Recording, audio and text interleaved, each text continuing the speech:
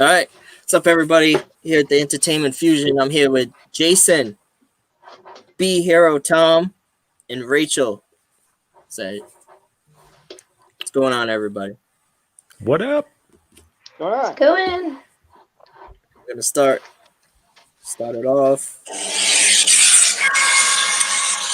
We have such sights to show you. Can anybody tell me what that's from? Oh, me. Is it from a movie? What? Do you know, Tom? It sounded familiar, but Anyone know? I didn't quite catch it. Can you hear me? No, hold on. I'll play it again.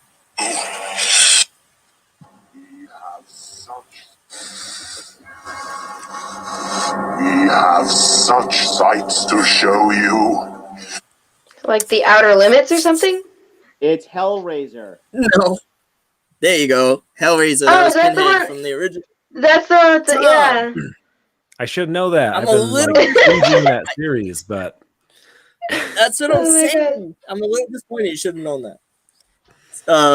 So I want to know. The thing that gets me is we're gonna talk about sequels. Talk about sequels and remakes. But what irritates me is that I just feel like everything that comes out nowadays is either a sequel or a remake. I mean, they're even remaking movies from other countries. Like Jay brought to my attention today, The Grudge was actually a remake of a Japanese movie. yeah, The Ring also.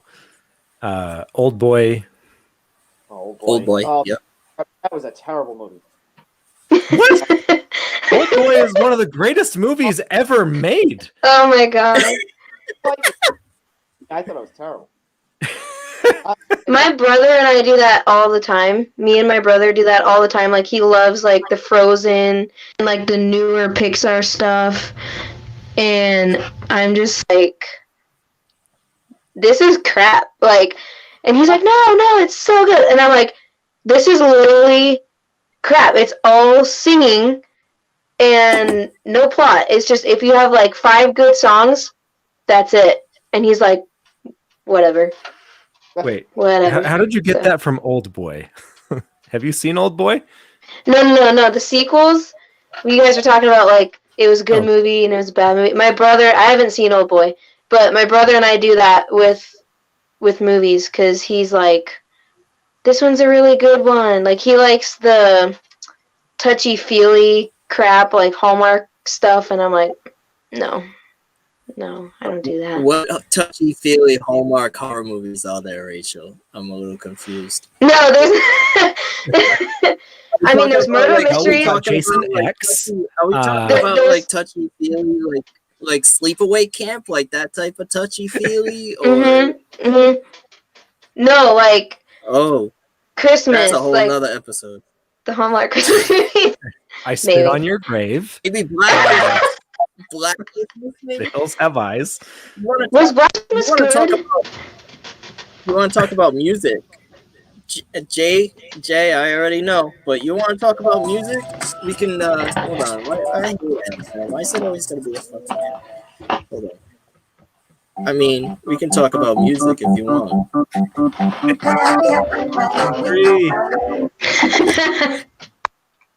One of the absolute worst horror movies. Oh, there's worse. I mean, come on, the Bye Bye Man. Like, Halloween, don't get me wrong, Halloween 3 is terrible, but I give it credit for trying to be like original within an established franchise that was steadily going downhill. I prefer Halloween 3 over any of the Rob Zombie Halloween. I would agree. Thank you. Have you guys seen Krampus? I love Krampus. Well, oh my god! Yes! We'll get to Krampus in a second. Hold on, we'll come right back. Okay. I want to get to, go back to the Rob Zombie and Halloween thing here for a minute. What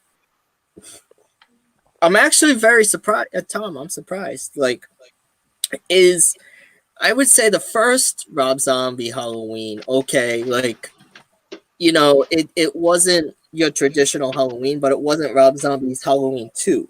I mean, that's a whole nother level of suckage. But I But mean, like you got Rob Zombie has his niche, but he didn't figure out his niche till after Halloween. And the first Halloween, like, there are some good concepts that he was playing with there, but at the same time, by playing with those concepts, he actually ruins the point of Michael Myers, the entire point of the character. He is supposed to be evil incarnate. He's not supposed to be explainable. He's supposed to be this unstoppable force. And instead it's like, nah, he just killed puppies as a kid. We've all done it. They tried to explain what was meant to be unexplainable, which takes away the fear of what Michael Myers is. Not to mention, he's just that creepy kid in the neighborhood that everybody grew up with. Yeah. And I have to say, like, after, I don't know, maybe the third kill, it became like unbearably comical that every single time Michael Myers was going to kill someone, it always had to be maim them crawling helplessly away. Like, your legs aren't wounded. Get the fuck up and get out.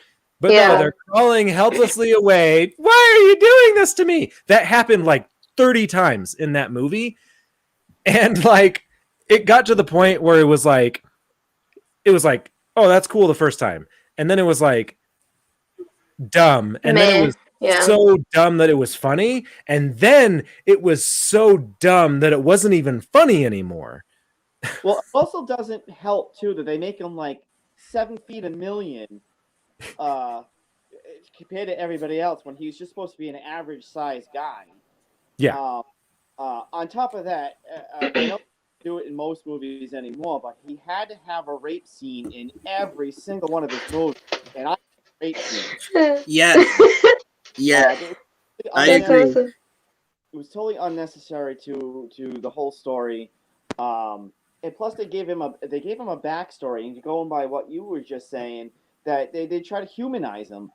You're absolutely right. He's just supposed to be evil and carnage, and by giving him a backstory, that loses that. So yeah, you're absolutely right on that one. Hopping on that for a minute, Tom, what you were talking about, that you feel like there are a couple of things that, correct me if I'm wrong, you said that he was trying to do correctly in the movie, or that there was some things that, some ideas he thought that were cool or whatever. Can you like what? So, like, what do you think? The ideas that were interesting are the ideas that ruin the character of Michael Myers, right? Like, it is an interesting idea taking someone with a completely traumatizing childhood and seeing like what kind of fuckery is they're going to do as an adult, and like how that can twist them. But that's been done better in other movies, and that's not who Michael Myers is. So while it was interesting what he was trying to do, I think it would have been better as a completely different universe. Like, should not have been Michael Myers. Well, I agree with that, because you had the whole Smith's Grove sanitarium scenes. And, obviously in the original one, they just kind of bypass all that. But then, again, it goes by what you were saying. It just completely humanizes him when you see him. So it does fuck everything up. But yet, it is very interesting seeing his progression or degression in Smith's Grove. So there are good concepts, but you didn't do it so well. He didn't pull them off.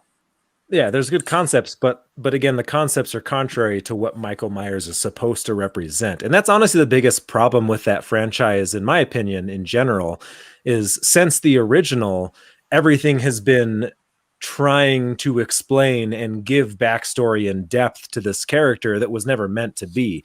The only other one that John Carpenter had any hand in was the second one, and he's gone on record saying that he regrets even writing that one. Dang. Wow. Rick Rosenthal was the director of that one, and he took what Nick Castle's walk in the original one, and they slowed it down. So then he just walks very, and John Carpenter's like, "What the hell is this shit?" Yeah. Not, it did. If you put them side, if you actually watch them, it's very night and day. I mean, I do like the second one, but it's very night and day. Yeah. For it. I mean, the second one is it's fun in the sense of just like your typical campy slasher, basically the entire Nightmare on 13th franchise.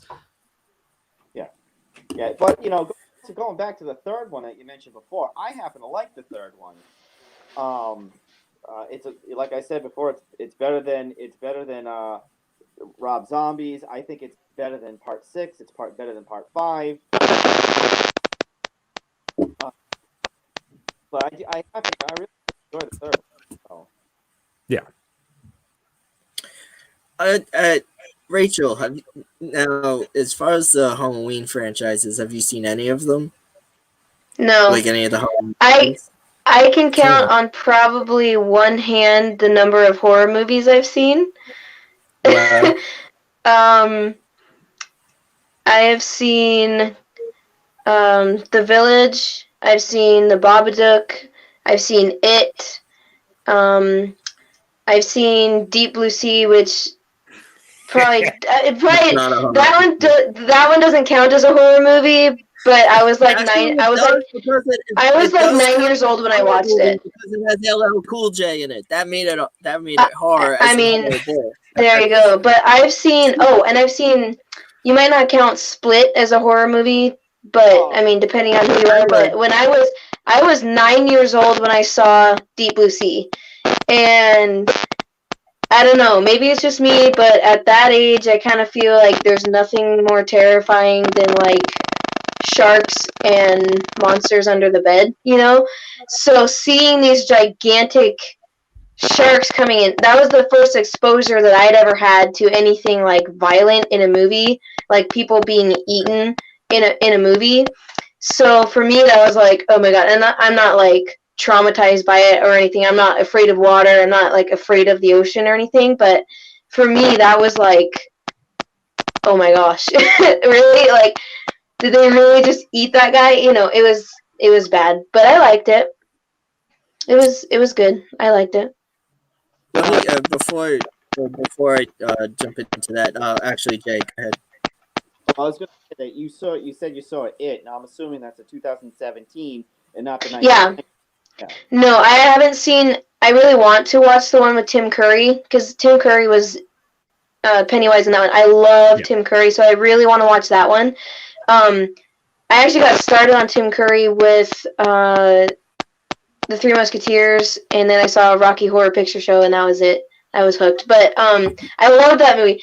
But me and my sister rented it from the Redbox in 2017 when it came out, and we were like, oh, we're gonna do this. We're gonna be brave, and we're gonna just be totally awesome, and we're gonna watch this together. So we planned it like all week, and we got ready. And halfway through the movie, we were so freaked out, not necessarily scared, but so freaked out that we were like, we really just want to stop this and turn it off right now. But neither one of us could get up and actually go and turn it off because we were like, we're not going to do that. So we ended up watching the whole thing, and it actually wasn't bad. Monsters under the couch. Yeah. Yep. Yeah. Well, Tom, you and I saw that in the theater, and I remember walking out of there saying, "That's the first Hold on. You broke up a little bit. Jay, you broke up a little bit, so say that again. We walked out. I said, we walked out of the theater together, and I said, that's one of the best horror movies I've seen in so long, because it was point where like Blair Witch style, and that gets old after a while. Yeah. That it was really refreshing to actually see an actual movie, a horror movie. Then, so yeah, it was really good. I liked it. The one that really. What was it? Go ahead. Oh, the one that I really liked was when we watched Split. For me, it was so realistic. Like earlier, you guys were talking about how you can kind of see how when you're building up a character and you're like, oh yeah, this is what's going to mess them up in their adulthood and stuff like that, and everybody knows somebody like that. With Split, it was really interesting to see because that wasn't a part of the story.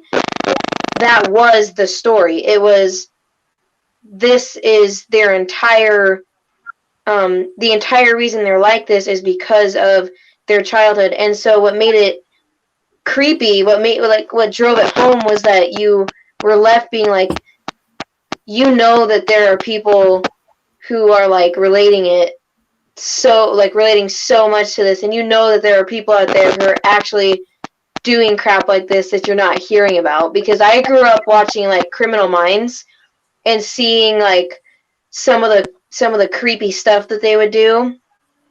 And for me, Split was something that I could really relate to and like see how it made sense. Like it's not just like, oh, you know, blood and gore and being freaked out. This was like they actually connect the dots with like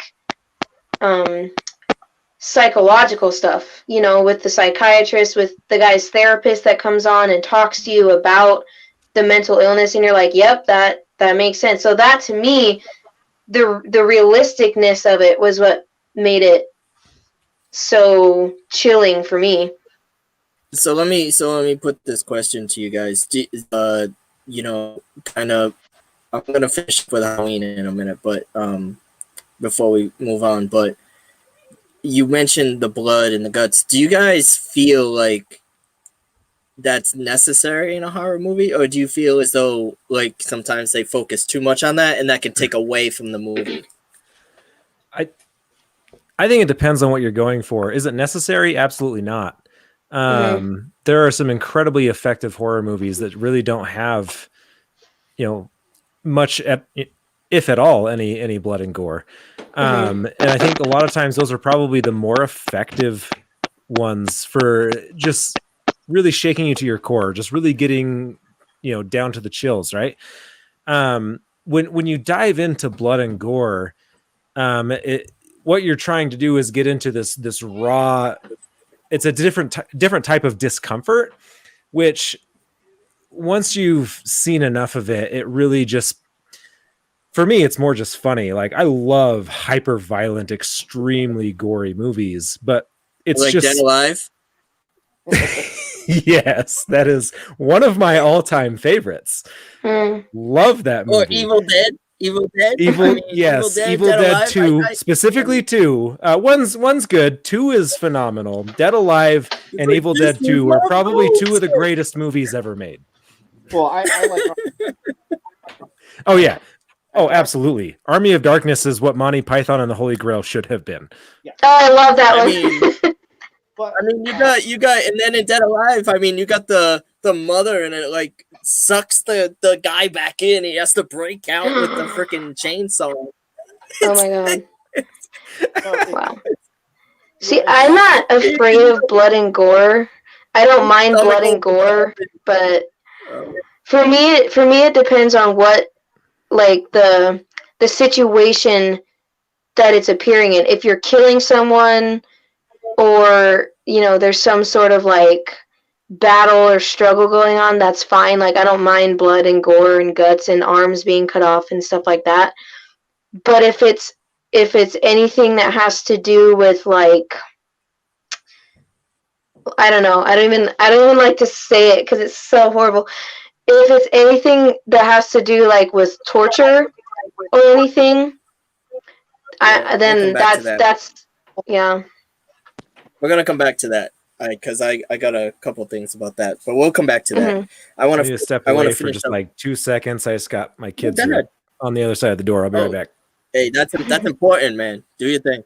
What I feel. Go ahead, Jay. Well, I just want to kind of bounce back to is the whole blood and guts thing necessary thing? I just want to. Well, is it necessary? Well, necessary for like when I don't want to offend anybody here, but like when a bimbo starts running and her things start falling out of her, or a sex scene, is that necessary? No, it's just fun to watch.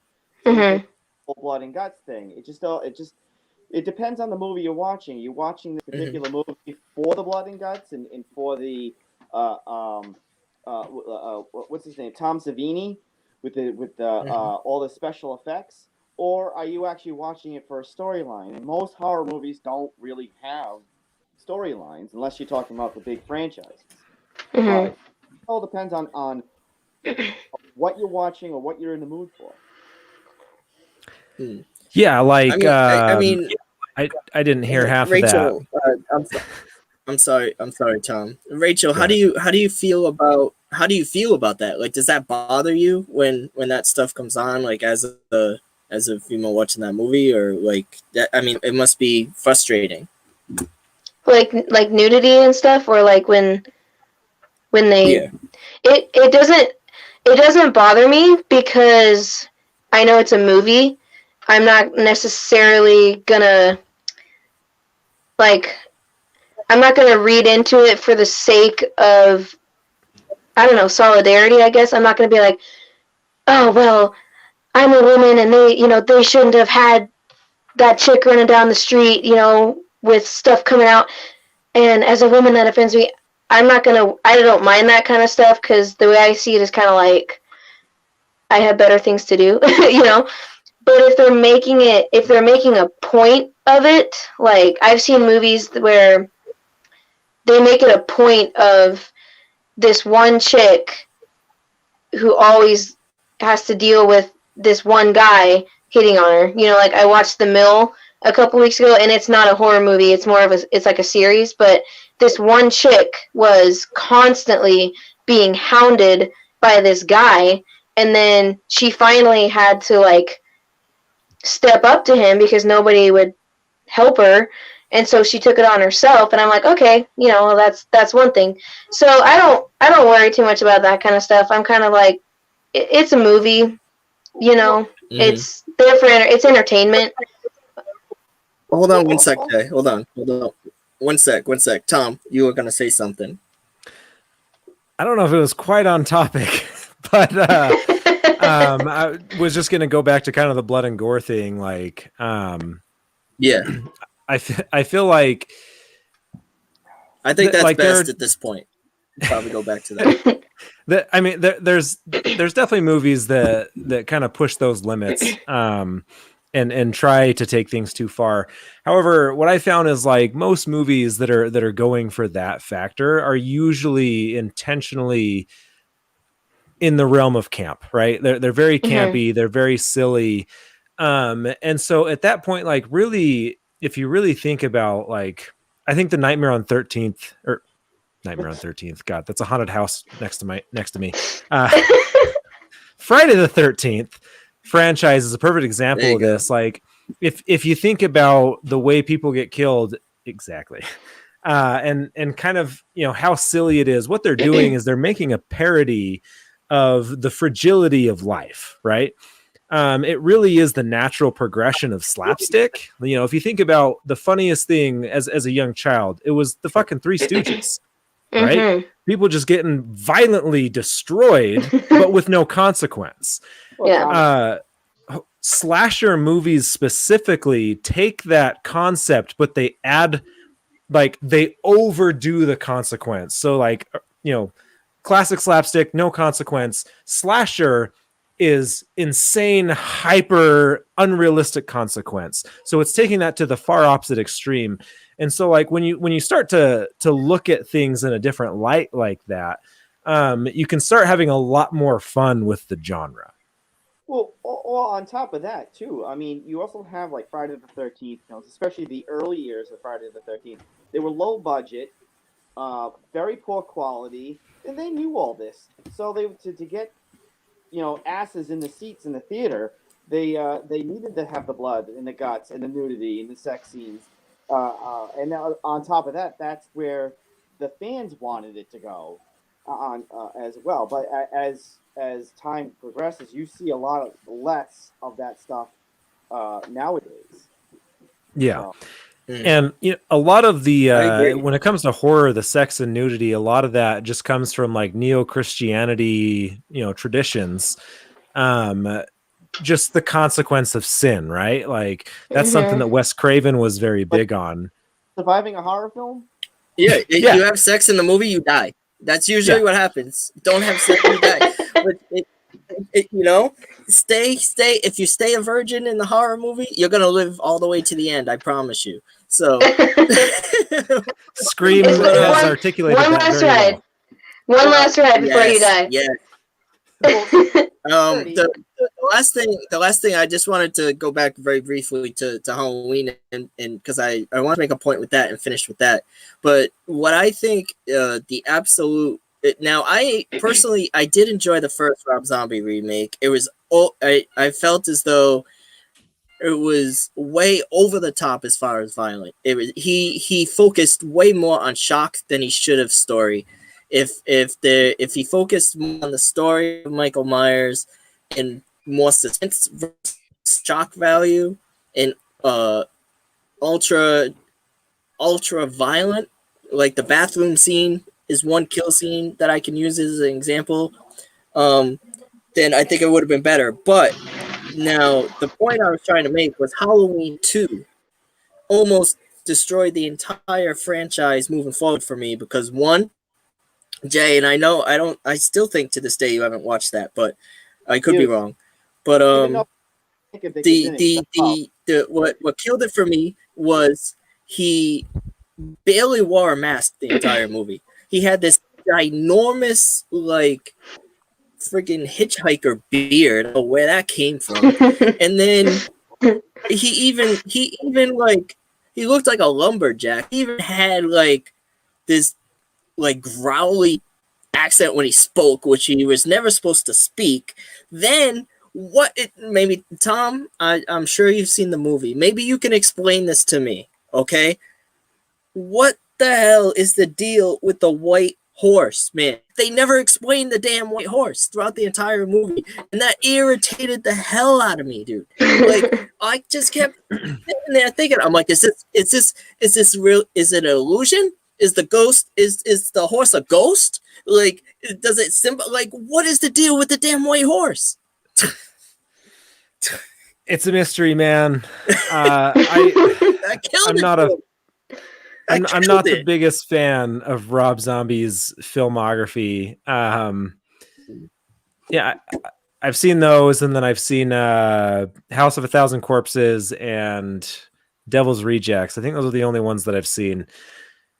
I'm not a big fan of his visual style. I don't think he's really, in my opinion, like I don't think he's good at threading the needle. He has ideas and he puts them together, but he doesn't always tie them together. He just shows things, and that's kind of how I felt about it. I was just like, Rob Zombie again. Here we go again. You could pick. It's again. I know Jay. I didn't want to say something, Jay, but real quick, Tom, if you could rate like his movies that you've seen, which one would you say is his best, or which one would you say is his worst? I mean, his best probably is Devil's Rejects. Okay. It's a fucked up movie, and like, but like even So I think House of a Thousand Corpses was his first film. Yeah. And yes, like that one was also just like fucked up for the sake of being fucked up. And there was some kind of fun stuff. Like Rainn Wilson, he's funny always. But he was still kind of finding his footing as a director, and so the movie really drags. It's kind of just shticky. The Halloween movies, the first one, I could barely watch it. It was like the original Halloween, I think is a must see for any horror fan. Like, you need to watch the original. There's two movies, the original Halloween and the other one is John Carpenter's The Thing. So both John Carpenter, those are probably the two most important horror movies that everyone should watch. And so when Rob Zombie, who is a, by far a much bigger horror fan than probably all of us combined, right? Like he is the king of horror. Yeah. For him to take on this franchise, like that should have been awesome, but it just shows that he didn't really understand and still doesn't. Like when he went to the second one, it was by far his worst of the four that I've seen. And then Devil's Rejects. Oh, wait. Yeah. Devil's Rejects. At least there was like some really funny fucked up shit in there, Mm-hmm. Okay. Okay. Well, Jay? first things first, I'm a huge John Carpenter fan. I love, I could pick out more films to watch, like In the Mouth of Madness is one of them. They Live, but love that. Yeah. we could go back to that later on. But see, with Rob Zombie is when I first saw House of a Thousand Corpses, I saw that in the theater, and it's the first and only movie that I actually almost when it was over went back to the box office and demanded my money back because it was that bad. It was just, Wow. yeah, it was just, for me, it was like, yeah, Rob Zombie, I love his music, his videos, because he directs a lot of his music videos. I'm like, yeah, all right. And it was just terrible. To me, it was like, it was Texas Chainsaw Massacre without Leatherface. That, in fact, even the guy who played Crop Top in the second one is in there. And it was gory, just to be. The storyline was just terrible. It had no idea where this was going. It was like all over the place, kind of like what you just said. And when I found out that he was going to direct Halloween, I was like shitting bricks because Halloween is, to me, the crown jewel of horror films, and now you're gonna have Rob Zombie coming in with his style and just Friday 13th. it just bent it over a barrel, and that's why I refused to watch the second one. From what you said and what from other people who watched it said, I'm glad I haven't watched it. Mm-hmm. It totally pissed me off. So, but he has that certain Yeah, the white horse would get you. that certain style that I can't get into. It's like, okay, I get it. You're a child of the 70s. I get it. Well, it's so like in your face anti-religious, which like, that's fine, like teach their own, but it's almost like, you got I grew up LDS, knocking doors, did the whole mission thing. I'm not religious anymore, but he has kind of taken the opposite approach of like, just like proselyting for like atheism, like, hey, there's nothing after this, buddy. It's so in your face, and like, for me, when I'm watching a movie, I don't want to be preached to. I don't care what fucking side you're on. I'm here to be entertained. And and I like he definitely is very preachy from the opposite side of things that most people preach about. You know what I mean? Mm-hmm. Well, I don't mind controversial. Absolutely. For me, sorry, Jay. Go ahead. No, go on. You can go ahead. It's fine. For me, I've seen every one of his movies. I think I own this movie one. Mostly because I'm just a huge zombie fan, and that's just how I am. So I have all his albums, and I'll buy all his movies, and the terrible ones. I'm like that. So like, Halloween 3 sucks, Jay. I'm sorry, but I still have it in my collection. Naturally. And I still have it in my collection because you have to. As far as Rob Zombie, out of all the movies I've seen, I would say his best, I would probably have to agree, would have to be Devil's Rejects. I think the sequel to that one, 3 from Hell, wasn't too bad, but I don't know if you saw the third one. He did make a sequel to Devil's Rejects. Yeah, I haven't seen it yet. It's Captain Spaulding's last movie. Yeah, hands down his absolute worst movie by far was Lords of Salem. That movie was so incredibly terrible. That Like movie was Salem, just, it was just awful. Much like after- Salem Witch Awful. Trials. Lords of Salem, yeah, it was the name of the movie. It starred his wife, of course. Which is another issue I have, but I'm not even going to get into that because we won't have time for anything else. But the fact that she stars in every one of his movies, it's the same cast every fucking movie. But that's a different story. But She's hot though. Brownie points. She's hot.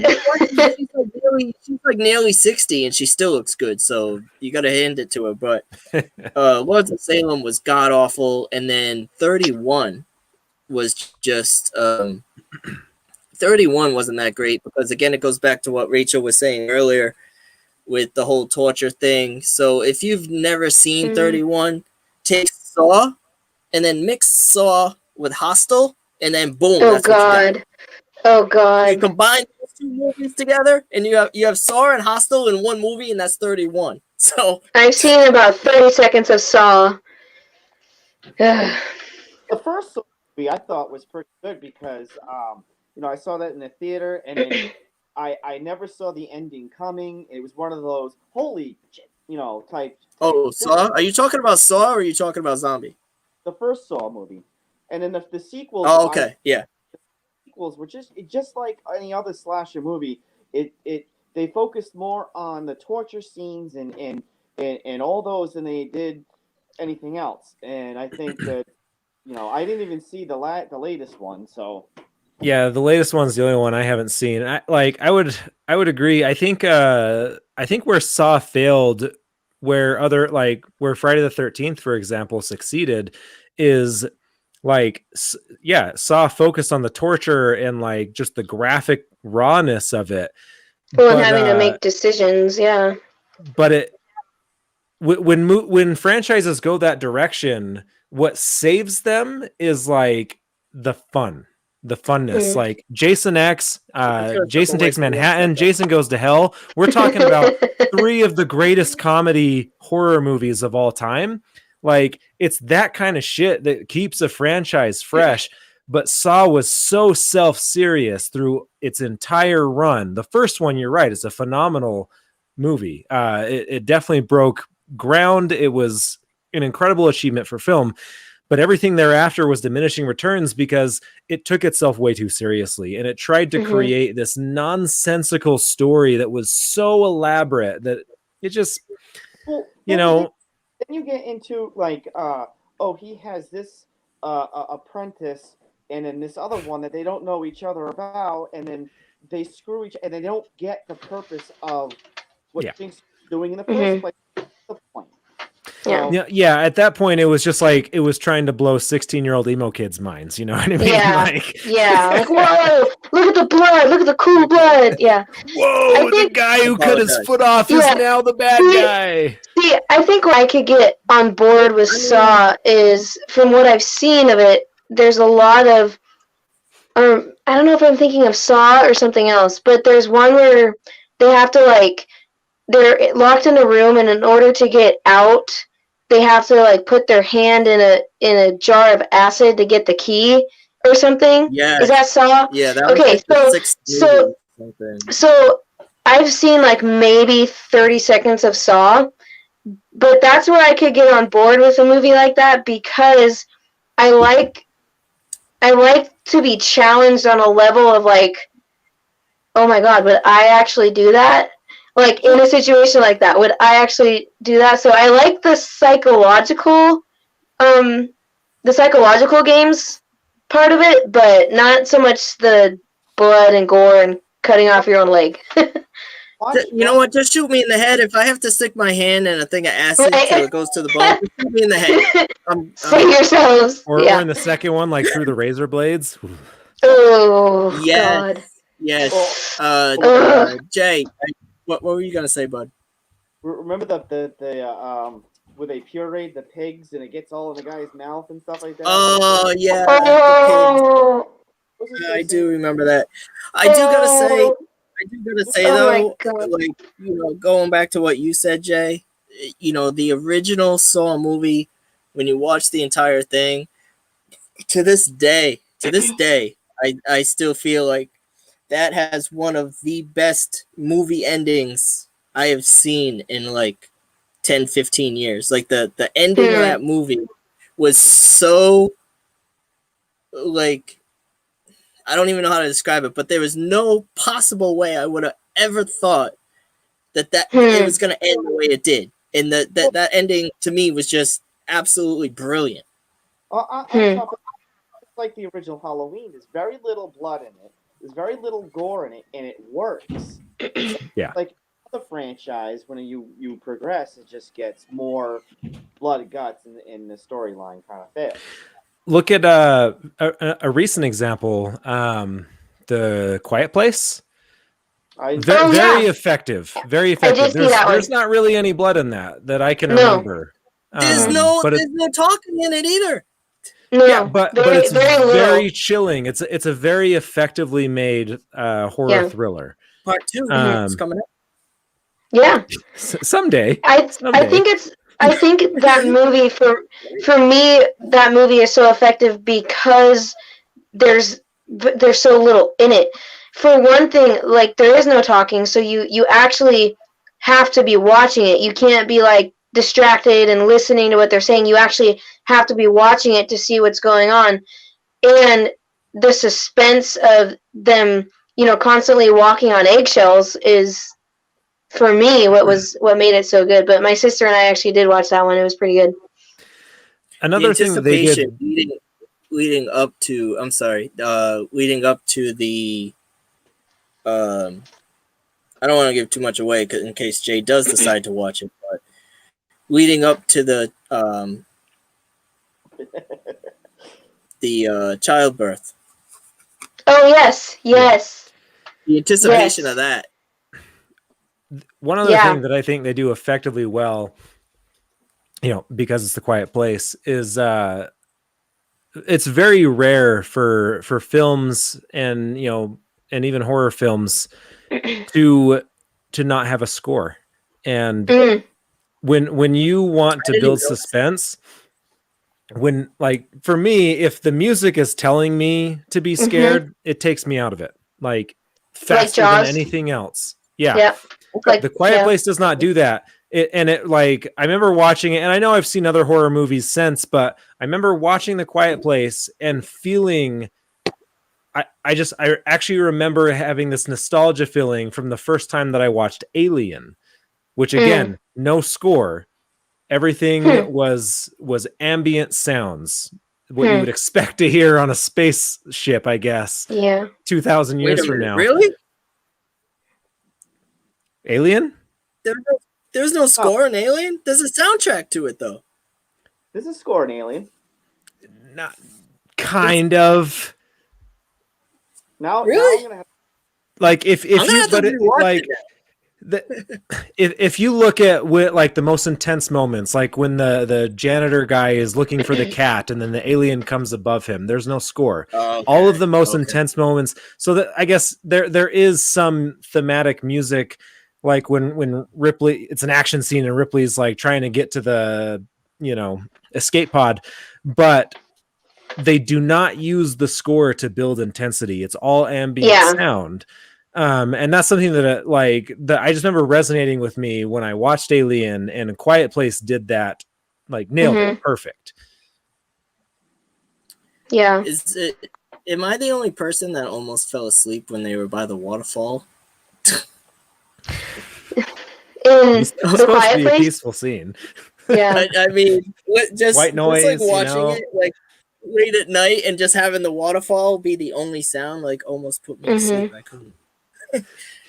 Were you high? I should have been. Then I'd have an excuse for almost falling asleep.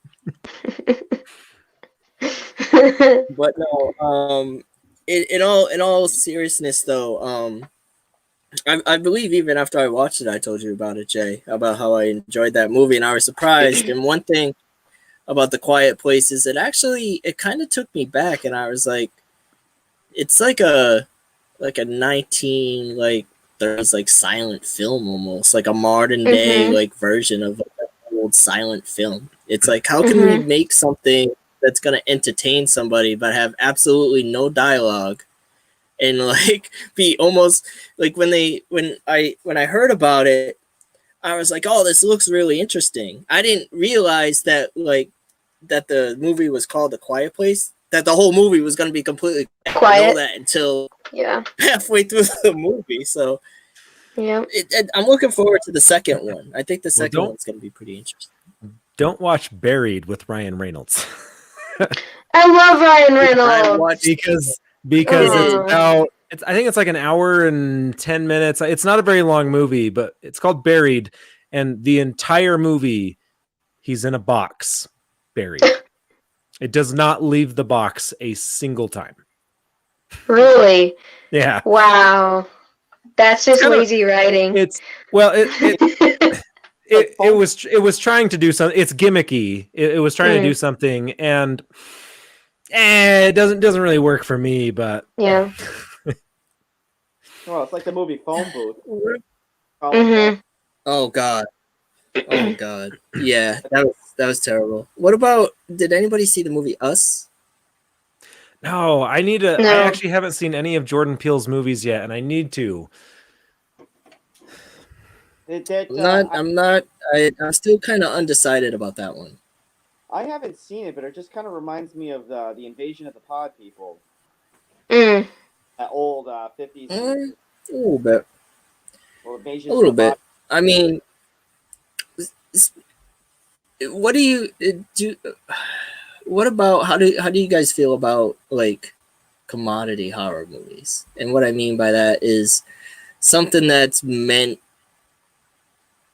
I don't even know if that's the right term, but something that's meant to be ridiculous, like Evil Dead. Idle Hands, like Idle Hands is another one. Evil Dead, Dead Alive. We're talking my absolute favorite movies of all time. I don't even know if you can consider Killer Clowns from Outer Space horror, but with the cotton candy guns and stuff. But I love movies that are meant to be ridiculous. Like Sharknado. I love Sharknado. That one's great. I need to watch that one. Because all six of them. There's 6 of them? Oh my God. You know that, this is going to be bad. You know it's going to be bad editing, bad animation, bad acting, bad writing. It still works out good. Unlike, watching I'm not comparing it to a Marvel movie, but let's say like a Marvel movie, and you go in and say, oh no, this is bad, but you're expecting it to be good. With Sharknado, Killer Clowns, it's going to be bad. Right off the bat, still compelled to watch it, and I love those. I love the cheesier, the better. I agree with that sentiment. Have you seen Reanimator? I'm a huge so yeah. Yes. Reanimator, that is up there. That's in my top 3 with Evil Dead 2 and Dead Alive. What did you think of Zombie? The French one. I think it was a French director, but it's I don't know. I know what you're talking about. It's it's not fun as much as it's different. Like it is fun, but not in the way that like Evil Dead is fun. Okay.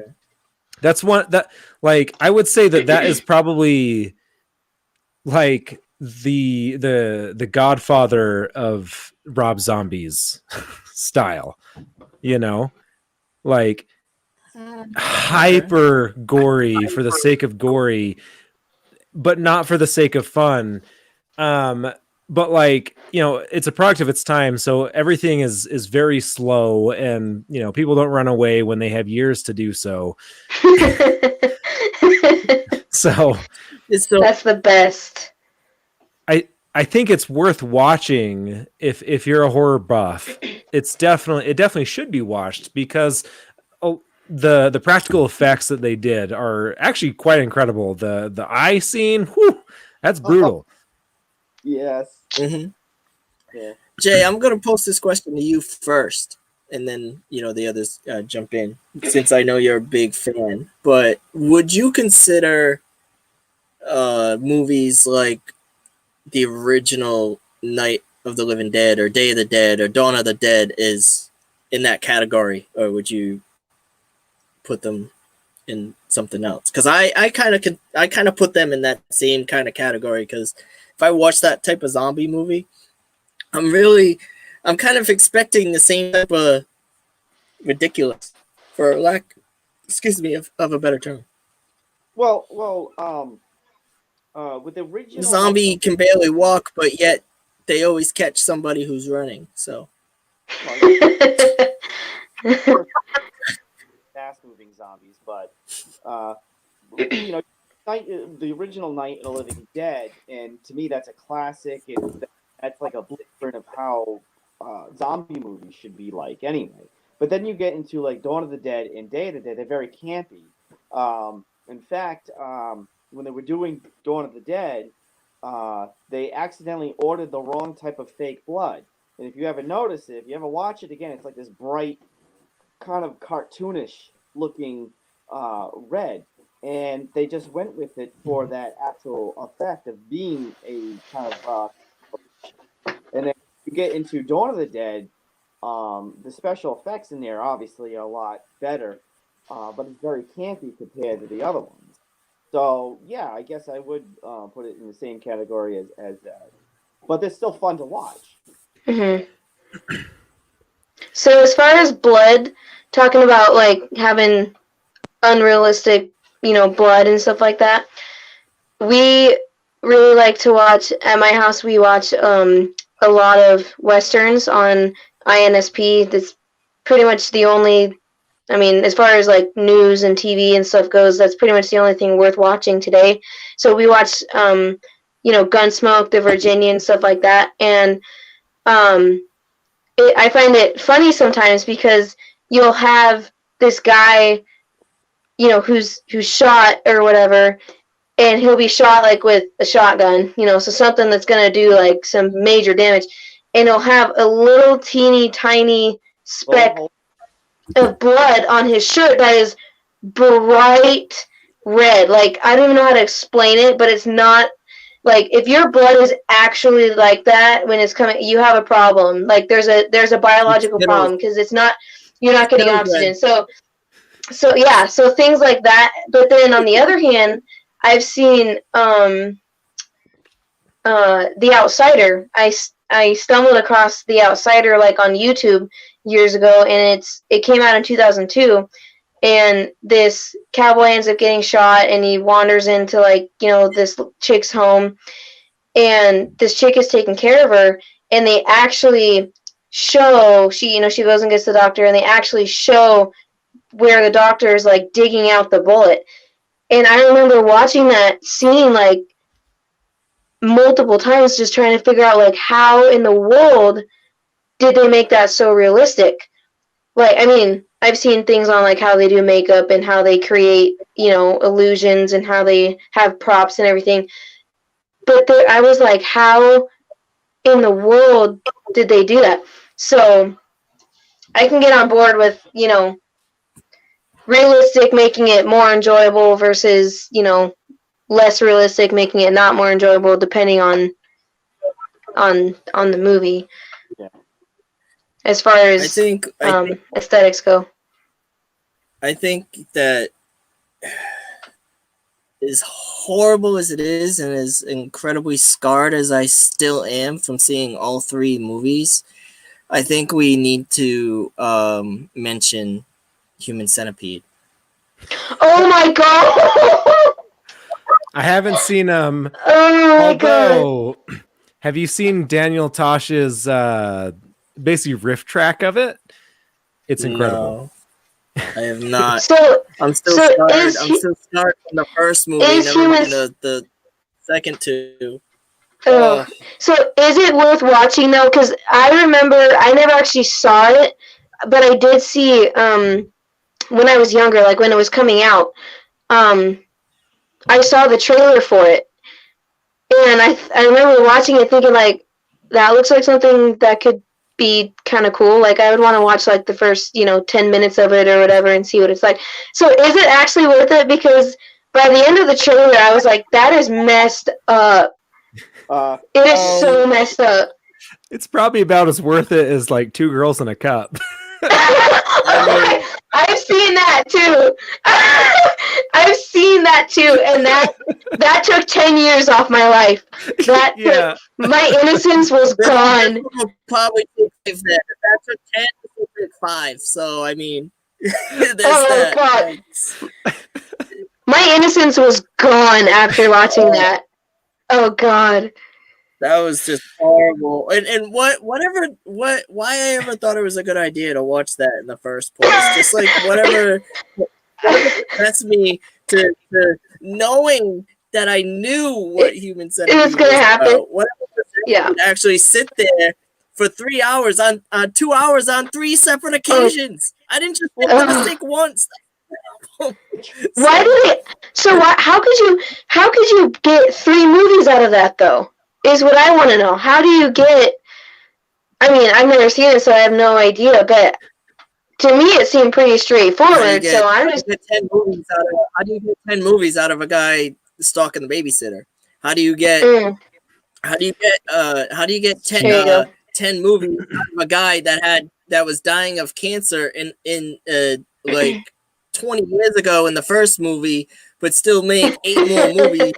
And after he dies of cancer, he's still in the movie after he died of cancer, still trapping people. Yeah. So I mean, Yep. How do you get 9 movies out of a bunch of people taking cars and racing them, as in Fast and Furious? Fast and Furious. Yep. Where there's a will, and there's people watching, and now they got a spin-off of that coming, and they're saying the next one that they make, which is supposedly going to be the last one, they're going to somehow bring Paul Walker back for it. Don't ask me how. I don't know. I heard they were making like 3 more. Dang. Well, they have the Hobbs and Shaw with The Rock and what's his name in it? Jason Statham. Yeah, well, I know that, but I heard that for some reason I heard that Vin Diesel had like a 12 movie plan or some shit like that. Oh God. Oh God. Fuck Vin Diesel. Vin Diesel, when he's good now, he's not what he used to be. Now he's only good when he's Groot and doesn't have to say anything. So. That's false. Iron Giant. The third Riddick movie was awesome. The third, which remind you have Pitch Black, you have Chronicles of Riddick, and you have Riddick. And Chronicles of Riddick sucked. Pitch Black and Riddick are fucking awesome. In fact, I think Riddick is probably my favorite of the 3 because it's very self-aware and it's good. Okay. It is exactly what you need from a fucking Riddick movie. I'm gonna have to watch I'll have to. Me too. With that type of promo, I gotta watch it now, so. Yeah. So here's I have something for you guys, since we brought up Halloween and now Fast and Furious movies. So you have Donald Pleasance's last role was Sam Loomis, and he played Sam Loomis in 5 of the films. Paul Walker played, I don't know his character's name, and that was his last role as he played. Name me other roles that you had an actor performing the character that he played several times before. Kane An actor that died? Yeah. Robin Williams died before they finished filming the third. Robin Williams died before they finished filming, I think, the third Night at the Museum, and they basically, I don't know if they had just started, but I'm pretty sure they had started filming it, and they had to go back and kind of pull pieces of previous movies together that he had done and put them together so that he could come back as a hologram of Teddy Roosevelt, and because I remember he died. Like they'd already announced it that it was coming out and who was going to be in it, and it was well underway when he did his thing, and he died. And I remember being like, okay, so how the heck are they going to do that now? Because they can't leave him out of it. I mean, they could, but they can't leave him out of it, and they can't just shelf it. So I remember wondering how they were going to do that, and I was pretty impressed at how they made it work. Well, see, that's a good one because I didn't even know that because I'd never seen any of the museum movies. Yeah, I know he was. They're good, but I didn't know that they did that. So that was a good one. Yeah. So the reason, because he's you see him in person as a wax figure in the first two, and then in I think the third one he comes back and he's a hologram, and I think they even mentioned something like, oh, he got sent to a different museum, so the physical wax figure isn't here, but we have this. And so I think that's what they did, but I haven't seen it in a long time. But they did a really good job of kind of picking up the pieces. Yeah. I'm curious. Jay, go ahead. Oh, I'm curious to know what we think about Tim Burton movies as far as the horror aspect goes. Because I have a sister who's like a really big fan, and there's some of his that I really like. So, what do we think about Tim Burton? I find Tim to be best movie. Go ahead. Well, I find Tim Burton to be kind of like a not the movie Halloween, just the Halloween holiday Halloween on acid. He's good. He's very entertaining. I wouldn't call him horror or anything like that. Yeah. I watch Nightmare Before Christmas with my son. My son loves Yep. that. Yep. And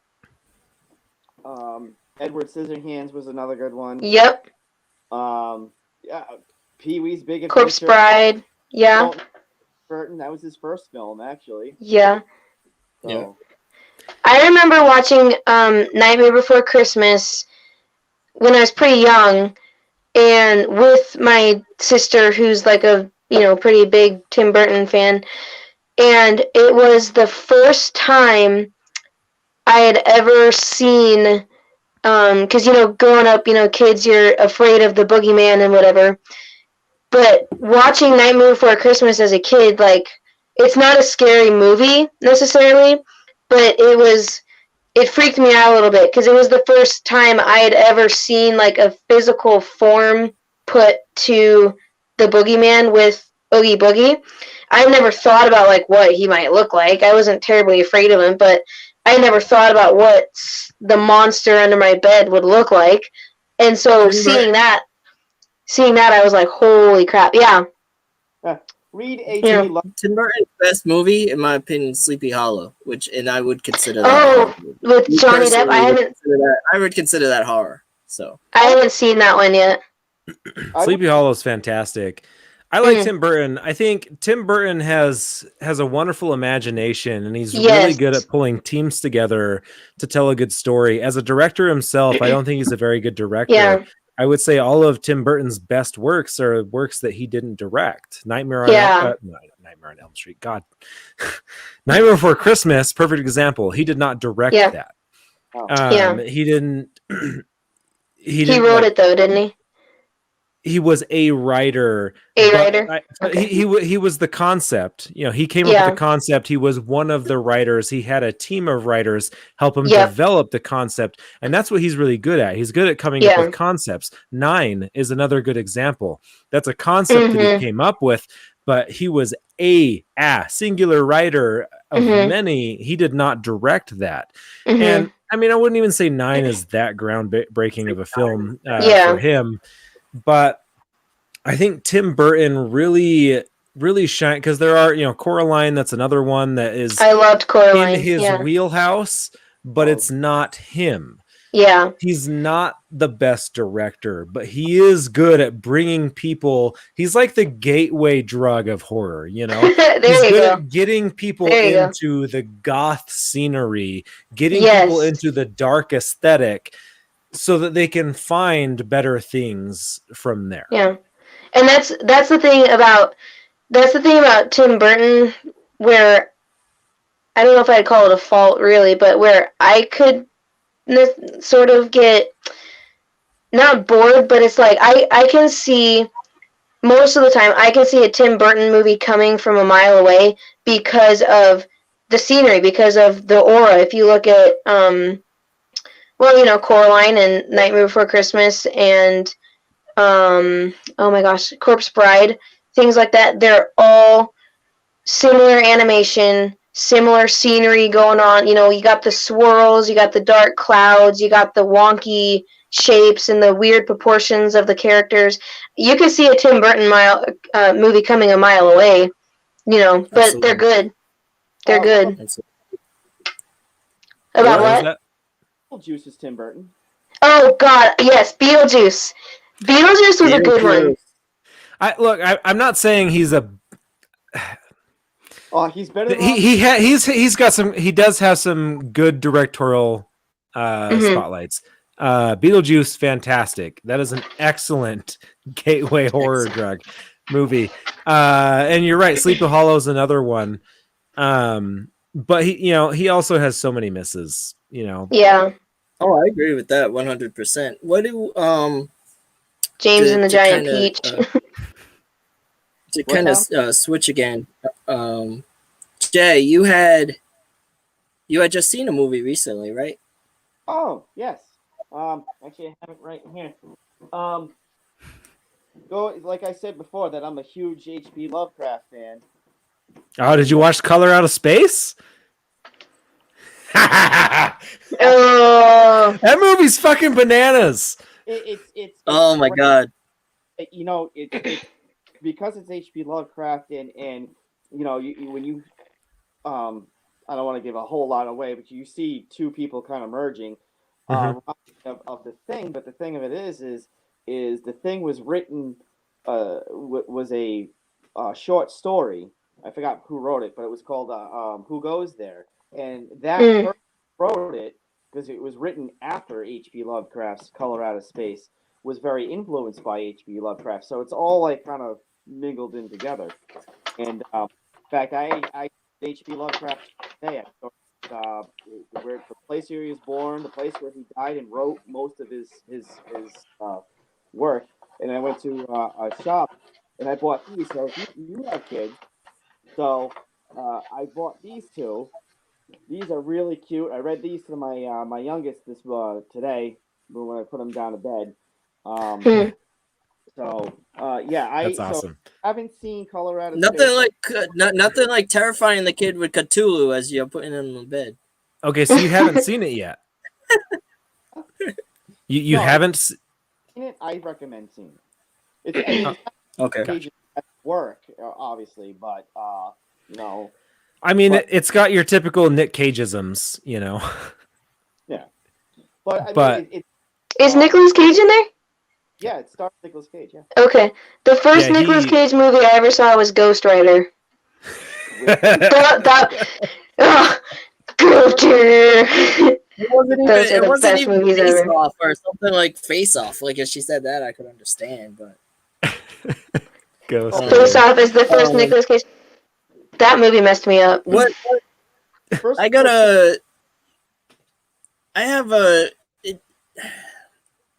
I think what people perceive as horror is different as well. Like like Rachel was saying, you have stuff like Nightmare Before Christmas, but I mean, I think sci-fi borders on that too. You got movies like Alien. I mean, that could be horror. Predator. I mean, Predator. I would put Alien as horror more than Predator, but I mean, I don't know. But I'm gonna be wrapping this up real quick. But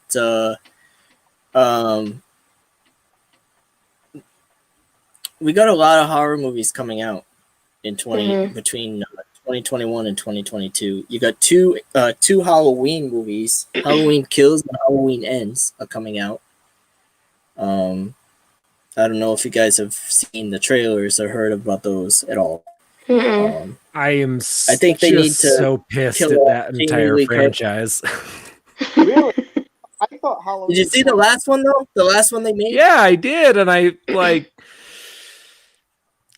it had an appropriate ending, and it needs to be done.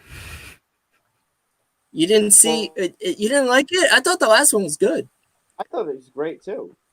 Again, they tried to humanize Michael Myers. They tried to explain him, and then they tried to add all these other concepts that just don't fit the character. And then, like, at the end, Laurie wins. She does. Like, he dies. He burns. The house collapses on him. He is done. But I guess he's coming back. Coming off the coattails of Rob Zombie, watching Halloween 2018 was. I mean, I'm not going to put it as the best Halloween movie ever, but coming off that, I thought it was great. Yeah, well, yeah, I guess if we're comparing apples to oranges, yeah, I like orange juice, but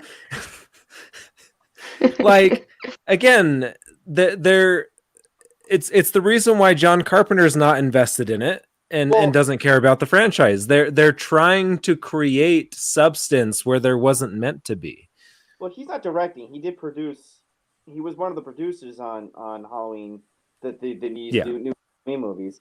But Carpenter said that he never planned on doing a sequel in the first place. Right. When Michael falls out of the house, he gets shot and falls, and then Dr. Loomis looks over and he's gone. John Carpenter says, well, because he's evil. Evil never dies. Yeah. But there's money never dies either, and this is why these movies keep going and going and going. You're not wrong, and I will watch the next two, but again, like, I guess what I want from the franchise is I want them to, like, actually understand the point. I want them to learn to understand the character, and they've proven that they don't, and that's why I'm just like, nah, whatever. It's just that's why when you hear direct writers saying, "Oh, we're fans of these things," no, you're not, because if you were a fan, you never would have made that. Like Jason. Yeah. First of all, Jason X is incredible. It just is. I gotta jump in here because I love the Friday the 13th series, so I gotta jump in here. But out of all three, and when I say three, I mean Nightmare on Elm Street, Halloween, and Friday the 13th. Friday the 13th is by far my. What's the fourth one? Texas Chainsaw Massacre. He's got you there. Okay. All right. So out of the four, I mean, we could go on all day. There's six. If you wanna, we got Chucky, we got Hellraiser, we got Hellraiser, we got Leprechaun, we got Hatchet. Hatchet is one of the greatest. Like, Hatchet is incredible. Hatchet. I mean, yeah, we got the Leprechaun series, we got Wrong Turn series, we got I mean, we got all those. But yes, the big four. You are correct. The big four, with the Texas Chainsaw, Nightmare on Elm Street, Friday 13th, and Halloween. Friday is by far my favorite series. Jason X. God, man, would I say incredible? No, I wouldn't say incredible. I would say innovative. Sure, I think it definitely brought new life into it. If it came between Jason Goes to Hell and Jason X, I'll take Jason Goes to Hell all day. I think that was a much better made movie. I will take Jason X over Jason 5 any day of the week. Okay, that's fair. Look, I will take Jason X over 3, 4, 5, 6, 7, 8, and Hell. Well, what about the remake? I thought the remake was very well done. I thought they took elements of the first 4 to 6 movies and pushed it in together. And I thought it was, out of all the remakes, the 4 remakes that came out, I think that Friday was one of the best ones. I think it was good. We got to get the legal stuff sorted out, but there is supposed to be another one. So, yeah, well, I mean, it's it's been kicked around forever. They were starting to produce a found footage Jason movie for a while. There's been so many things that they've been trying to do. I think you're right. The most recent Jason movie was a good summary of the original Quad. And the first four, like I love that franchise. Like absolutely adore it. The Jason X just has a special place in my heart just because it's so ridiculous. And that metal mask. Oh my god, that metal mask was incredible. I love the look of that mask. I love the way that looked. The best scene is when the hologram goes around him, and then it cuts to something else, and it cuts back, and he's beating one of the girls with the other girl. Yes, he's beating the girl with the other. No. The best scene is when there's a breach in the hole, and the lady is and right before she gets sucked out, she's like, "This sucks on so many levels." She gets sucked out with the girls. Oh god. Oh god. Yes. Oh, the freeze. Yeah. No, that's the thing. That's why Jason X is so good, is because like it's very self-aware, and so every kill that's in there is so like intentionally critiquing sci-fi, and I love it. And it's also the only Jason movie that took place not at Crystal Lake. No, that's not true. Jason Manhattan, but I think it does start in Crystal Lake, so I guess Crystal Lake is attached to the ocean. I thought it was funny that the guy gets stabbed. He says, it's gonna take more than take an old dog like me down, and the other one comes in and goes, no, do it. Yeah, no, Jason X is. I think it's a very clever critique on sci-fi. It makes fun of itself. Yeah. And it gets a lot of hate. I don't get all the hate. It's so hated on, and I don't get it. Like I've always enjoyed it. I enjoyed every one of those movies, even the terrible ones. But Jason, yeah, 5. Yeah. Jason, but Jason X, yeah, Jason X and Jason Goes to Hell both get a lot of hate, both of them. So yeah, what about Freddy Jason? I love it. Am I the only person that wants to see Jason versus Freddy versus Ash? Like, am I the only person that wants to see it was supposed to that's what that movie was supposed to be. Well, the entire time. That's what Jason Goes to Hell was setting up. It set Jason as a deadite. Well, I would prefer it if instead of Ash, it was more like the Expendables of the horror film. So you have Jason, you could throw Ash in there, but you have Jason, Freddy, Michael, Leatherface, Pinhead, all of them together. Throw them all in one movie. Pinhead, I think, would be the best because Freddy is technically dead, Jason is technically dead, and then you have Pinhead, who I don't know. I think he's technically dead. So, because he once was human. So where Leatherface is still technically human. Michael Myers, human. It's obvious Michael Myers can't die, even though he's technically human. It's obvious he can't die, so he'd be a good one. So you could have like, I think Pinhead, Michael Myers, Jason, and Freddy. You can imagine that battle scene at the end of the movie. How incredible! Oh God! I have two points. First of all, did you read the alternate ending for Freddy vs. Jason? I didn't know. I did not, okay, but I know they grabs them. So the alternate ending is both of them are in hell, still fighting, and Pinhead shows up and says, "What seems to be the problem here, boys?" That's a much better ending than Freddy's head. Come on. Why couldn't they put that in the movie? Am I the only one that wants to see Chucky versus Leprechaun? No, you're not. Chucky versus Leprechaun would be insane. Okay, second thing. What was my second thing? Damn it! I had a second thing. I forgot. All right. There was the whole Chucky thing. That's what.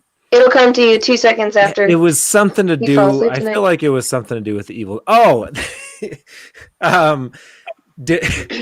so Bruce Campbell wrote a script for The Walking Dead. Did you read it? Oh God. It's like less. It's less than a page. You guys, I'm sure, have at least watched some or are aware of how The Walking Dead starts, right? Yeah. Yes. I have not watched any of it. Okay, so The Walking Dead, it starts off as a total ripoff of 28 Days Later. A guy wakes up in a coma in a hospital, goes outside. Bruce Campbell's script. The guy goes outside, and Ash is there smoking a cigar on his car with a pile of zombie corpses behind him, and he says, "Don't worry, I took care of it." That's awesome. I mean, there you go. There you go. Fucking Bruce Campbell's my hero, man. Bruce Campbell. Did you see his love- TV show? Like it only lasted what, 2 seasons? 3. Go ahead, Jay. Go ahead, I Jay. said I What were you love saying? this because of Bruce Campbell. Oh yeah, yeah. I mean, yeah, 3 seasons his show lasted, which is unfortunate. I wish it went longer. But, I never watched Bubba Hotep either, so. But, The actors, I forget their names, but they are like there is still people pushing to try and get Bruce to come back because from what I understand, if he comes back, Starz is willing to do a 4th season. Wow. So I'm open. Nice. Back to the movies. You got the 2 Halloweens coming out. You got Quiet Place 2, which is supposed to come out. Are we gonna consider Mortal Kombat horror? Is that gonna be considered a horror movie, or are we gonna consider that just an action? Oh, but I'm excited. I love Mortal Kombat, but probably not a horror. I mean, it features fatalities now. So go ahead, Jay. I did tell you the other day that they're redoing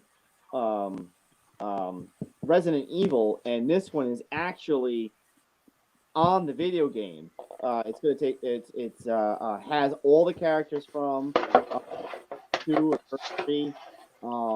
Unlike it's actually going to be geared towards the original. It's going to be set in 1998. Saw a little. There's no footage of it, but I saw like pictures of the sets and stuff like that. So it looks pretty cool. So. Yeah, awesome. Yeah, I'm looking forward to that. And rumor has it on that note as well. Silent Hill. They're thinking of revamping that as well. The Silent Hill series. I love the Silent Hill series. The video games, Silent Hill 1, the first 4 Silent Hill games are my all-time favorite survival horror games. Two specifically. The first Silent Hill movie was really good. The second one was a shit show, but it's a guilty pleasure. But it was based on the 3rd game. I think if they nailed a movie for Silent Hill 2 based on the 2nd game, that would be my dream come true. Okay. I didn't play any real. Go ahead, Jay. What? I never played this. So when I saw the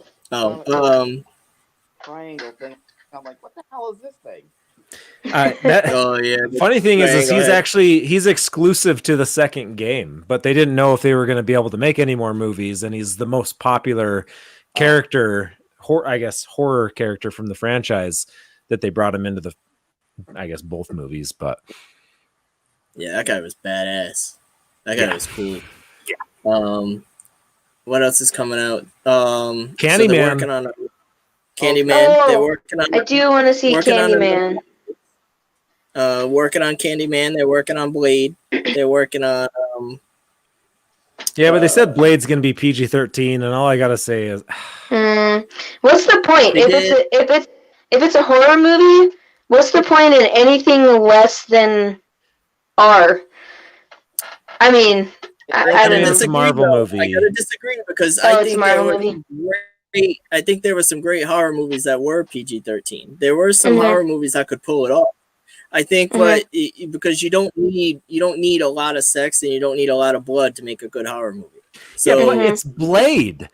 We're talking about like that's true. one That's of the true. first That's Marvel comic franchises that made parents question comic books for their fucking children. Like Yeah. we're talking one of the first franchises that pushed the limits, pushed the boundaries, that created the hyper gore. I guess I shouldn't say that they created it, but they're one of the godfathers of it. Like Mhm. and the original trilogy that they already have of Blade, they still hold up. They're wonderful. The third one's silly, but the first two are wonderful films. Like I still recommend people watch those. They're great action How was the with horror element. How was the show? Yeah. I never watched the series. That wasn't I didn't bad. watch it either. I saw it. Bad. Go ahead, Jay. I said they only made one season of it, so that should tell you something. But I did enjoy it. Oh, So okay. Yeah, see, I didn't see any of it.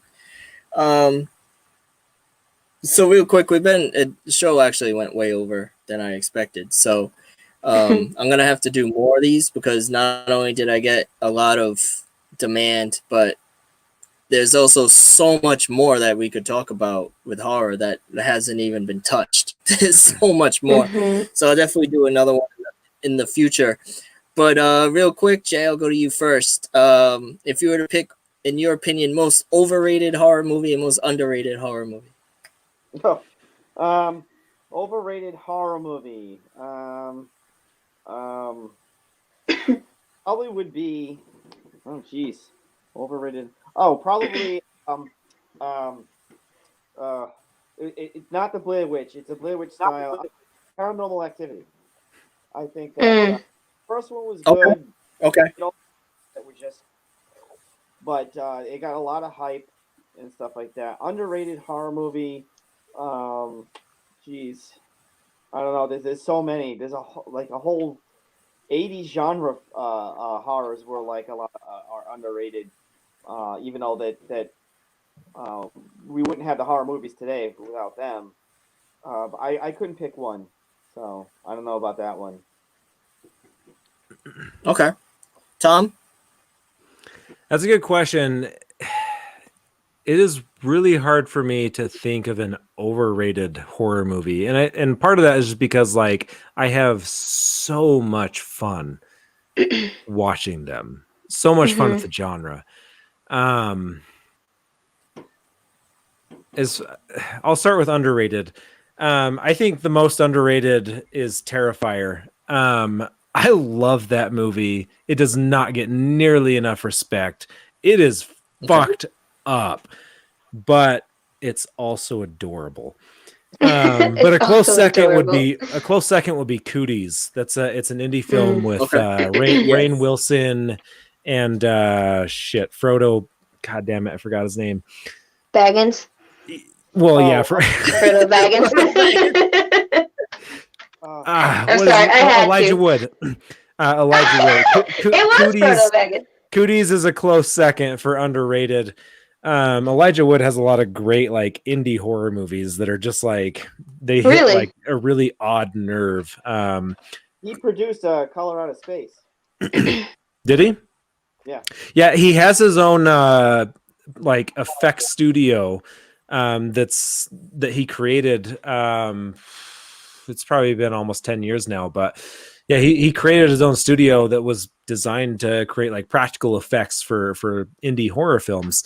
He's got another one called Come to Daddy. It's weird, but oddly really good. As far as most overrated goes though, like I see what you're saying with Paranormal Activity. I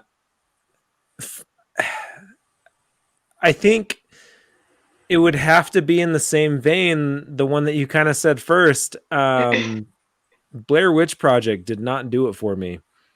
Well, I saw it, but I will caveat there, asterisk. I saw it 15 years after it came out. So like Well, the novelty, the creativity of what they did, putting posters up everywhere, creating the missing persons case for these people, like that was lost on me. I was already in on the joke by the time I watched it, so I was watching it purely from a just like cinematic standpoint, and it's. See, I saw it in the theater, and on top of that, I also saw the sci-fi special documentary that was supposed to. So I'm going on this thing like this was real. This is all real footage, and we used to watch Death when we were, and I hated those things, and so I'm walking out of the theater like shaking, like oh my god, I feel bad. It wasn't until a few years later where I realized the whole thing was a gag. Yeah. But I was going on with Paranormal Activity. You have Blair Witch Project, which had that first person style. It was never done before, and then you just had Xerox copies, and Paranormal Activity kind of like was on the bandwagon of that. So Yeah. it's not just Paranormal Activity; it's all those movies afterward that because that's why I didn't like horror movies for a long time because it's all it was because it was shit too. I mean, found footage definitely got ran away with, but I gotta ask, with Paranormal Activities, which ending did you see first? How did it end? Oh, I saw the first one, so I don't know if that's what you mean. Yeah, no, yeah, the first one. How did it end? The first Paranormal Activity. It ended where the husband gets out of bed, goes down the hall, and then all of a sudden you just see him going right to the camera. Yeah, and what does she do? That was it. Oh, was it? Oh, did she? No, she got into the. She. You see her face like coming right up into the camera. Yeah. Okay. So I do have to say that I love the first Paranormal Activity, but the version I saw was the independent version that was in the film circuit that was not theatrically released, and the only difference is that last like 30 seconds. So I don't know if you've heard about this or if you've seen the alternate endings. Have any of you guys seen the alternate endings? I haven't seen any of the movies. I may have. I may have. I don't know. I remember one movie had like 6 endings. So yeah, well, the first one has 3 different endings. So the ending that you saw is the one that Steven Spielberg created. Yeah, so that was the Spielberg ending. The original ending, what happens? The guy jumps up, gets out of bed. You hear all the chaos and pandemonium downstairs. You don't see him again. The girl walks slowly upstairs with the butcher knife and cuts her own throat on camera. And so they're both dead. Wow. I did see that. And when I saw it, I was like 17, 18, and they did kind of a very similar thing that they did with the Blair Witch Project. It was like, hey, like this is like found footage. This is crazy. This is like nothing that's ever been found before. Like a police station found this. Like blah blah blah blah blah. And so like I was young and naive enough. I didn't and this was when Google was barely a thing, right? I didn't really have the ability to research this, so I went to this fucking indie film festival and watched this, and that fucked me up. So what I'm getting at is like I can understand how the Blair Witch Project was such a mind fuck for people that were in that circuit. I just don't think, honestly, I don't think either of them have aged well. And especially not the theatrical release of Paranormal Activity. Well, I agree with that. They said that the Blair Witch Project was the most successful independent horror movie all time, beating out Halloween. But the thing of it is Halloween still keeps going, and Blair Witch is barely a footnote. So to me, Halloween and the original one is still making money. They're still coming out every 5 to 10 years with the 35th anniversary, the 40th anniversary, the 45th anniversary coming out soon. So So to me, yeah, that's the most successful independent film of all time.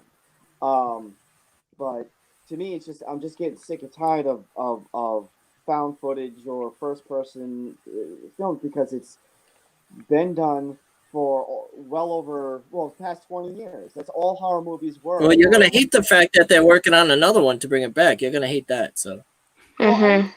I saw Blair Witch. That to me was I like the first one. The first one was it, and then any type of film like that is going to be only Blair Witch. I mean yeah, the Paranormal Activity wasn't bad, and then the no, other ones were terrible. Yeah.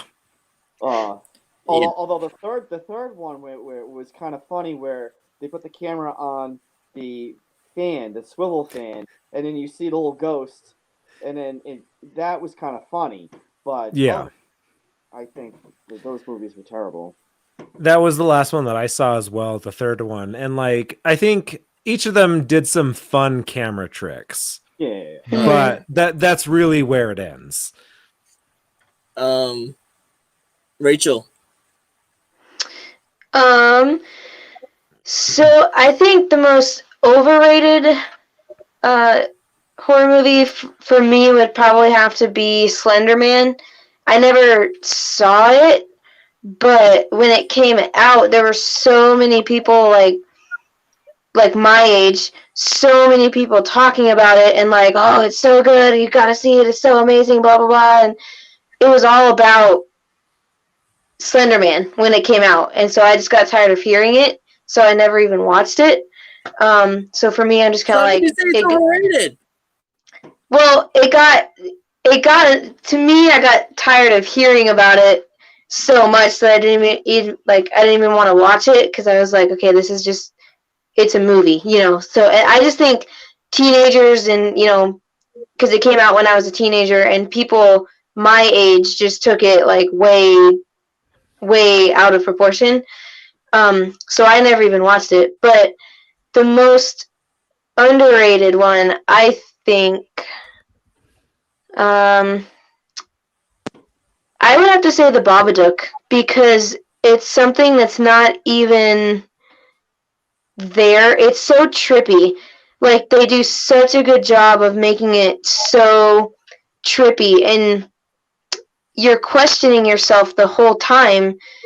Like with any horror movie, you're like, okay, so is this supposed to be real or is it supposed to not be real? You know. So the whole time, I found myself questioning. So is there actually something going on here? Is there actually something to this character or not, and it ended up being completely different than I thought it would be. So I really appreciated that because it ends in a completely different the meaning behind it is something completely different than what you're thinking it is. So I appreciated that there's it's not just all about the suspense and the horror and the looking over your shoulder type thing. It's deeper than that, and so I appreciated that. And I think it was a pretty good, all in all, as far as horror movie goes. It was pretty good. It still freaks me out, but it was a good movie. Yeah, I think the Babadook is probably the deepest haunting movie that I've ever seen. Like, has anyone else seen it? No, I never even heard of it. It's you should watch it. It's an Australian horror film. It's incredibly well done. So it is very, very good. It's surprised me because I wasn't expecting much from it. It's the Babadook, Babadook, and it's I'll send you a link to the trailer. Yeah, it's the Australian, like he was saying, it's the Australian answer to our Boogeyman, basically. Yeah. It's really good. It's really good, and there's so much more to it than what meets the eye. Yeah, it's a very, very intelligent allegory of grief. Yeah, that's all. It is. Oh, I might have to check it out then. Yeah, it's very good. to the trailer, Jay. You can I watched it. I liked it as well. So I want to say it's on Netflix still. it might be. It's I'll probably have to on. look it up. It's probably either on Netflix or Amazon Prime. I'll look it up. As far as mine, my opinion is very unpopular with horror buffs. One of the most overrated horror movies ever. If you say in my Nightmare on opinion. Elm Street, we're gonna have problems. No, I love Nightmare on Elm Street. I love Nightmare on Elm Okay. Street. But I also consider those like one of those like popcorn like horror movies. Like that's just it's in a different category. But speaking of Nightmare on Elm Street, you weren't here on camera, but I almost drank out of this Nice. instead. But most overrated. That one's really difficult. Like you, Tom. I would have to say, first, The Shining. Oh God. I actually don't disagree with you. Now that I think about it, Red Rum. I'm not even gonna disagree. Second, though, I did enjoy the remake. The remake was actually really good. If you haven't seen it, I recommend it. Are The brand new one. The Steven Weber one from? No, the one with Jack Nicholson. No, I know that, but when you say the remake, are you talking about the remake that came out in the mid-90s? No, the one that came out like 2 years ago. Oh, I didn't know they had one that came out 2 years. It's not technically a remake. It's more of a Oh wait, are you saying Doctor Sleep? quasi sequel. Yeah, Doctor. Yeah, I saw Doctor something. That was actually really good. Actually, I was surprised. Yeah. Second, excuse me, The Omen. I think that's an overrated. I couldn't get into them at all. I did like the Amityville, but the Omens I couldn't do. Yeah, I mean, The Omen to me is just kind of meh, but I never heard much hype, so I can't put it as overrated personally. Amityville, I can definitely say is overrated. That one has tons of hype and it's terrible. The one with Ryan Reynolds or the original? Yeah, I haven't seen the original. The one with Ryan Reynolds is just terrible. Also, on the same vein, The Haunting in Connecticut, just terrible. Or just The Haunting, just The Haunting movie alone with Catherine Zeta-Jones. Well, anything with Catherine Zeta-Jones, I mean, especially Entrapment. Yeah, that was a very good one. Underrated. Underrated's a little bit more difficult. There's so many that I could pick. I personally really enjoyed Lord of Illusions. I don't think it gets talked about a lot. I like Clive Barker though, so I really enjoyed Lord of Illusions, but I would have to say two of my all-time favorites, I think are underrated, is one, In the Mouth of Madness, which was touched upon earlier. I just think is a great horror movie that gets overlooked a lot. I consider it horror. I know a lot of people don't, but Event Horizon, I really enjoyed as well. That horror film. That's a haunted house movie on a spaceship. That's Paul W.S. Anderson basically described it that way. He said it was a haunted house picture on a spaceship, and it is hard. I mean, you see Sam Neill kind of like ripping his eyes out, right? And the orgy scene in blood when you see it, with the footage of the crew and stuff like that. So yeah, it's a very it is a horror movie, but I love that movie. That movie is awesome. That does remind me. Event Horizon is awesome, and Event Horizon has a lot of callbacks to Lovecraft. Like it's definitely in that same realm. But and also a lot of ties to like Hellraiser. The Hellbound Heart, like a lot of very interesting not technology, but like engineering and everything, like the designs, like really interesting. I did want to just point out real quick though, in the same vein, have you guys seen oh shit, what's it called? It's pretty new. Let's see if I can look this up real quick. It's Oh God. shit, what is it called? I just bought it too, is the sad thing. It's another one that deals like it definitely has a Hellraiser and Lovecraftian vibe. Like it definitely borrows from both, probably a little more so from Hellraiser. The Void. I haven't seen Have you it. guys? Oh, that one is really good. That one does an incredible job with practical effects. The transformation of like the main villain that he goes through is actually a really awesome callback to the original Hellraiser. And then I guess final thing at the end is very much a callback to Hellraiser 2 with the Leviathan. But then it does have a lot of Lovecraftian-esque aspects to it. That one's phenomenal. The whole thing takes place in a hospital, pretty much. Highly recommend that one. And then if I could recommend one other one, it's that's completely different vein, but also in a hospital. Not really a hospital, a morgue. Is Autopsy of Jane Doe. Oh, I thought you were gonna yeah. say.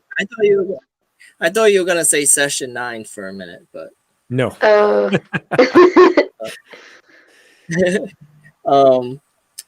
So real quick, because like I said, we're way over. I'm gonna wrap this up, but Tom, I'm actually gonna ask you, real quick, your opinion on The Witch.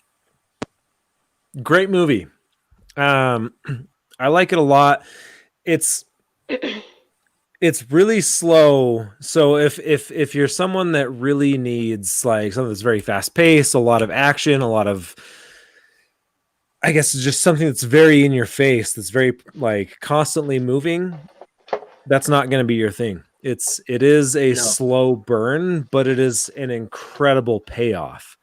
It's absolutely worth it. The last probably 30 to 40 minutes of that movie are just incredibly well written. Yeah, I love that movie. And that one is not one. So I don't, growing up very Christian, like there are things that hit like spiritual taboos. I don't, even though it does deal with witchcraft, like I don't think that one's going to like, I think it's going to fuck you up a little bit, but you're still going to sleep at night. Yeah. Is that on your Vudu? I don't believe that one's on the Vudu. I don't think so. I'll double check, but I want to say no. Because I don't think I had the digital copy.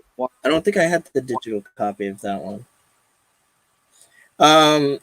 If it's any consolation to you, Jay, I don't think you would enjoy it. Oh, okay. It is on Vudu. It's right next to Alien. It's also on Hulu. So it is. I think. I don't have a Hulu account. Yeah, it is on Vudu. So if you felt the need to watch it or watch it, you can grab it on there. Oh, never mind. It's on Showtime. It's not on Hulu. So just gonna I'm wrapping this up. So this will be you guys want to talk about anything you have going on or anything you guys do real quick before we go? Sure. So Tom, I'm from Be Hero. I have a podcast called Be Hero Fights. I'm one of two hosts. Me and my co-host Brian, we do debates every week. Last week we did Metallica versus Slayer. The week before that was console versus PC gaming. We've done, what's the best whiskey? We do everything. We just debate two highly related topics. We have a good time with it. We've been working really hard. We've actually brought on like professionals in the industry lately. We also have fans on the show. It's a great time. So if you want to get involved, check us out. Facebook.com/BeHeroMedia, Instagram.com/BeHeroMedia, and Twitter at BeHeroFights. If you can send me the link, I will include the link in the post of this podcast. If you can send that to me, I'll include that on all my formats. Rachel. Definitely. So I'm Rachel. I just started not just started, but I had a podcast that I started last year about farm life and just kind of about how to get started that way. If you were thinking about, we raised goats, so I started things pertaining to like more farm life. But recently, like within the last week, I actually completely restarted and kind of built a new podcast dealing more with modern day issues and just like various other subjects. Like I'm going to be doing one probably next week or the week after about the importance of teaching kids history. And my dad, made sure that we knew history, and he has a bunch of history books. So teaching kids history, what it's like to be a conservative African American female in America today, that kind of makes me an outsider in some ways. So just my opinion on things like that. So I have a email. I actually set up an email account for it. It's called Outspoken. And email is outspokenpodcast@yahoo.com. I actually have a Facebook page that I'm working on setting up for it, the Outspoken Podcast, and I'm going to be seeing if I can figure out a way to make it where I can kind of share some of the podcast channel or episodes that I do on Facebook as well. So yeah, that's what I got going. Awesome. Anything that you have, send to me, and again, I will include it with my posts as well on all the formats that I use. So, thank you everyone for joining. I hope everybody enjoyed themselves. I know I did. I could probably talk about horror for another 3 hours. There's so much to talk about. I need to go to bed and need to wrap this up. So, thank you everybody, and you guys all have a good night. Have a good night. Thanks everyone for watching too. Bye guys. Have a good one. Bye.